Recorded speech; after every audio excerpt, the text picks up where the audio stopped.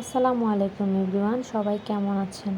তো আজকে আমি আপনাদের জন্য এমন একটি রেসিপি নিয়ে এসেছি। মূলত যারা কেক বানান তারা কিন্তু অনেক সময় কেক বানানোর পর কিছুটা হুইপড ক্রিম বেঁচে যায়। তো সেই হুইপড ক্রিম দিয়েই আমি আজকে 2 ধরনের আইসক্রিম বানিয়ে দেখাবো আপনাদেরকে। খুব সহজে কয়েক মিনিটের মধ্যেই আপনারা কিন্তু আইসক্রিমটি বানিয়ে নিতে পারেন, আর খেতে কিন্তু অসম্ভব মজা হয়। তো চলুন শুরু করা যাক। এর জন্য আমি হুইপড ক্রিম নিয়ে নিচ্ছি 3/4 কাপ পরিমাণ। আমার হুইপড ক্রিমটা একটু রোদে থাকার কারণে একটু মেল্ট হয়ে গেছে, কোনো সমস্যা নেই। তো এরপর আমি দিয়ে দিচ্ছি কনডেন্স মিল্ক 3 চামচ।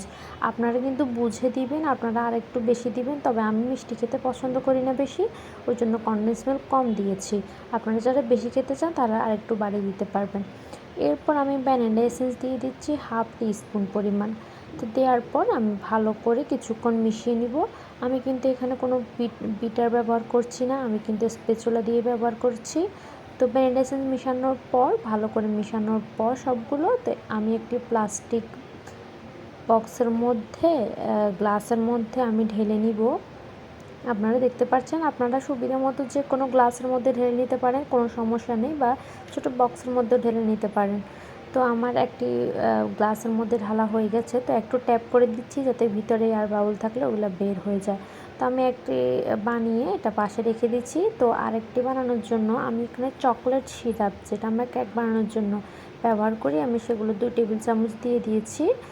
এটা কিন্তু আমাদের কিন্তু এক্সট্রা করে আর বানানোর দরকার হয় না। যে চকলেট সিরাপের একটু গানাশ থাকে, চকলেট গানাশ, সেটা ইউজ করেছি আমি 2 চামচ পরিমাণ। তো এখানে কিছুক্ষণ মিশিয়ে নিচ্ছি। তো মিশিয়ে নেওয়ার পর আমি এখানে দিয়ে দিব চকলেট বাটার।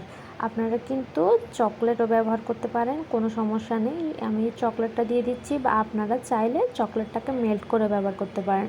তো আমি 1 টেবিল চামচ পরিমাণ দিয়েছি। তো এরপর আরও কিছুক্ষণ ভালো করে মিশিয়ে নিব। একদম ক্রিমের সাথে চকলেটটাকে ভালো করে মিশিয়ে নেব। দেখছেন মিশানো হয়ে গেছে। এবার আমি আরেকটি প্লাস্টিক গ্লাসের মধ্যে ঢেলে নিব। তো ঢেলে নেওয়ার পর কীভাবে দেখতে পাচ্ছেন আমি কিভাবে ঢেলে নিচ্ছি। তো ঢেলে নেওয়ার পর আমি এই গ্লাসটাকেও ভালো করে একটু ট্যাপ করে নিব যাতে ভিতরে আর বাবলসটা বের হয়ে যায়। তো দেখতে পাচ্ছেন আমার দুটাই আইসক্রিম তৈরি হয়ে গেছে। তো এবার আমি এই দুটাকে 2 বা 3 ঘন্টার জন্য ফ্রিজে রাখবো।